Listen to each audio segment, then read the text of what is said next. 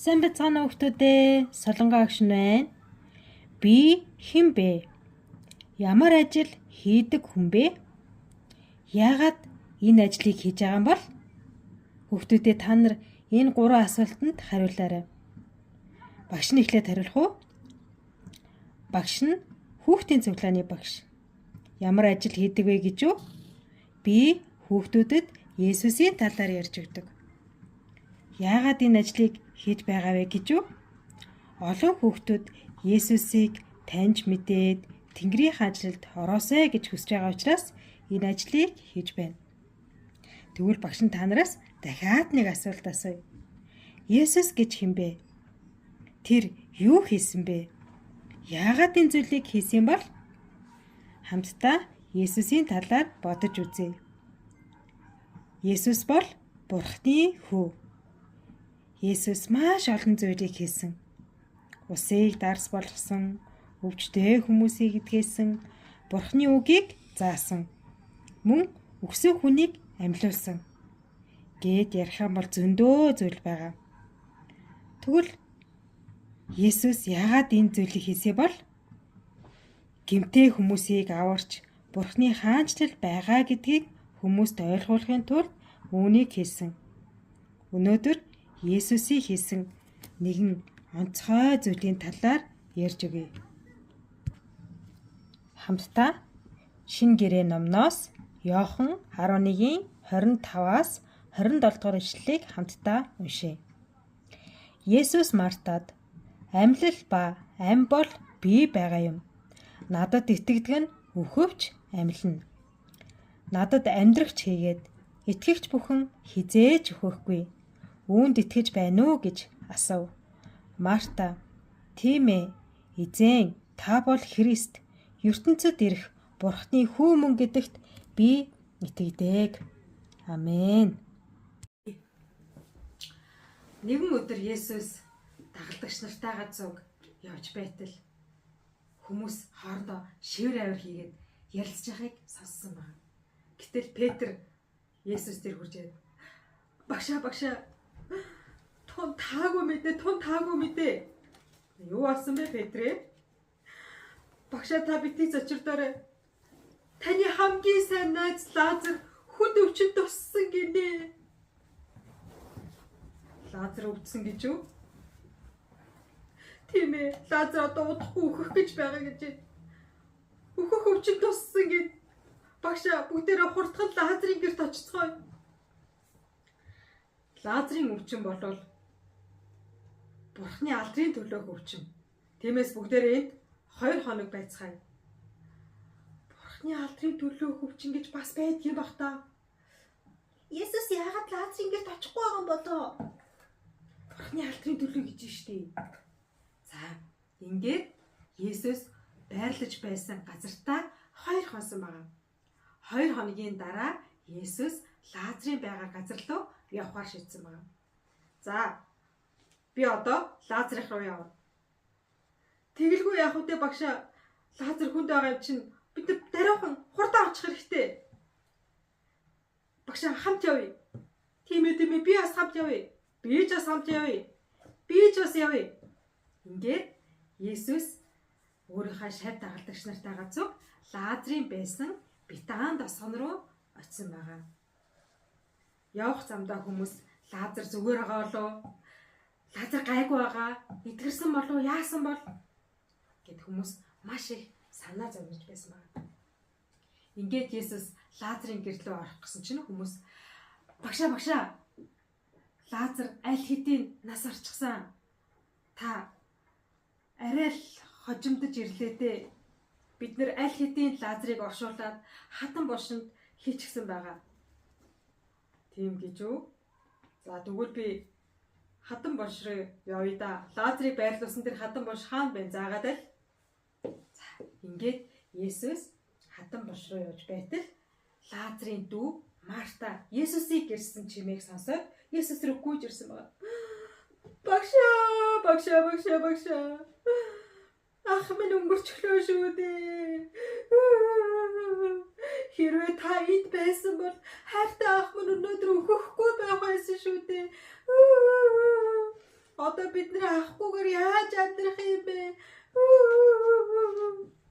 За, Марта минь тайвшир. Би бол амьлалт ба ам юм. Надад итгэгч хүн хизээж өхөхгүй. Чи үүнд итгэж байна уу? Багшаа би итгэлгүй яах вэ? Эцсийн өдөр хүн болгон амьлна гэдгийг мэднэ. Та бурхнаасаа гуйх бол бурхан таныг сонсно гэдгийг ч би мэднэ. Гэхдээ та энд байсан бол өнөөдөр миний ах өгөхгүй л байгаалаа шүү дээ. Марта, би чамд хэллээ шүү дээ. Би бол амьлалт ба ам. Надад итгэгч хүн өхөвч амьдрах болно. Надад итгэгч нь хизээж мөхөхгүй. Чи үүнд итгэж байна уу? Тийм ээ зэ.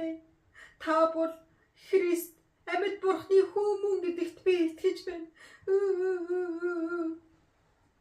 Ингээд Есүс Мартагийн зааж өгсөн Лазарыг оршуулчихсан байсан хатан бошны өмнө зогссон байгаа. За илүү тэр хатан бошны тагийг яг одоо онгойлгоод байх. Багшаа юу ярив вэ? Чинь 4 хоног болсон гэж шүү дээ. Аль хэдийн өмнөхөр ч гэсэн байгаа баха. Тийштэй. Насараад аль хэдийн 4 хонцсон. Одоо амар үнэр танартай байгаа багшаа. Онгойлгоод димээ дээ. Та нар надад итгэж байна уу?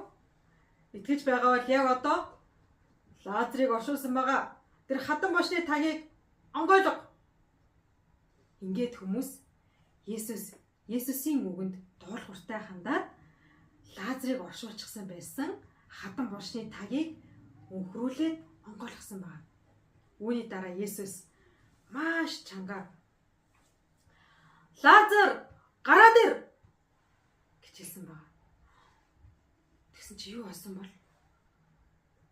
Лазар гараад ир гинөө. Яаж өгсөн хүн гарч ирэх вдээ? Тийм ээ. Гэхдээ юу ч гэсэн харъя. Хүмүүс бүр юу болохыг хүлээж исэн байгаа. Гэтэл юу болсон гэж найзуудаа? Хатан бошноос Лазар хамаг биеийн оролттойгоор үсрээд гараад ирсэн. Дүн. Марта, Мариада бүр гайхаад ах минь мөн байна. Тийм ээ, ах минь байна. За, түүнийг ороосон байгаа оролтыг бушуухан тайлаад түүнийг гэртээ оруул. Тэгэлгүй яах. Хүүшээ, чи миний ах байна штэ. Алин гурдаа онгоолгороо би яг бүтэж өглөө шүү. Юу ч харагдахгүй байна. Тэгэлгүй яах. Ингээд хүмүүс Лазарыг ороочихсан байсан оролтыг тайлж эхэлсэн байна. Хурдлаараа би яг бачимдаж өгөх нэ. Ах минь хүлээгэр одоохон дуслаа шүү. За, ингээд хүмүүс Лазарыг ороочихсан байсан оролтыг тайлсан байна. Вау! Ах минь амьд ах минь. Тийм ээ ахаа. Ингээд хүмүүс бөөм баяр хөөрүүлсэн байна. Хүмүүс гайхлаа. Есүс үнэхээр амьлуулчихлаа. Тэр үнэхээр Бурхны хүү мүү юм байна. Бүгдээрээ Есүсийг магтаж, гайхан шагширч, бүгдээрээ Есүст алтар магтаалыг өргөсөн байна. Есүс үнэхээр хөхстийг амьлуулсан. Есүс үнэхээр амьд Бурхны хүү юм байна гэж тэнд байсан бүх хүмүүс Есүст 100% итгэж хэлсэн байна. Тэгвэл найзуудаа өнөөдөр энэ Есүс ч гэсэн бидний амьдралд байсаар л байна. Өнөөдөр энэ Есүс ч гэсэн биднэртэй хамт байна шүү дээ, тийм ээ? Есүс хэлэхдээ чи надад итгэж байна уу? Би бол амьлалт ба ам юм а гэж хэлсэн байна. Өнөөдөр амьлалт ба ам болсон Бурхны цорын ганц хүү Есүс та нар итгэж байна уу? Арай хараахан итгэж амжаагүй байгаа найзууд нь энэ Есүст итгээсэй гэж хүсэж байна. Харин аль хэдийн Есүст итгэж байгаа найзууд маань Есүсийн энэхүү гайхалтай амьлалт ба ам болсон энэ үгэнд итгээд өдөр болгон Есүст талархаж амьдраасай гэж багш нь хүсэж байна. Тэгээ өдрөө хамтдаа хоёр хөөрхөн гараа хавсраад залбирцгаая. Амьлалт ба ам болсон Бурхан эзэн минь танд баярлалаа. Та өөрийнхөө цорын гац хайртай найз Лазарыг үхлээс амьлуусныг бид нэр харлаа. Бурхан минь ээ, үнэхээр та бол амьлалт ба ам гэж хэлсэн. Надад итгэдэг нь хизээж мөхөхгүй гэж та хэлсэн. Эзэн минь ээ, үнэхээр таны энэ үгэнд бид нар итгэхийг хүсэж байна.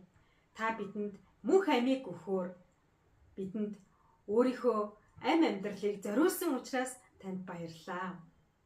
Эзэн минь ээ, бид нар эх 7 хоногийн турш гисэн ам ба амьлалт болсон эзэн Есүс үнэхээр их итгэж хараахан Есүсийг таньж мэдээгүй байгаа найзуудаа энэхүү Есүсийг танилцуулахад та туслаарай. Есүсийн нэрээр залбирлаа. Амен. Найзуудаа, Лазарыг үхлээс амьлуулсан Есүс хожим нь өөрөө ч гэсэн бидний гмийн төлөө загалмай дээр цовдлогдсон нас бараад 3 дахь өдөр амьсан шүү дээ, тийм ээ? Тэр амьлалт болсон эзэн өнөөдөр ч гэсэн амьд байна. Тэгвэл бүгдээрээ хамтдаа гайхалтай эзэндээ алдрыг өргөөд эх 7 хоногт уулзцаая. Түр баяртай.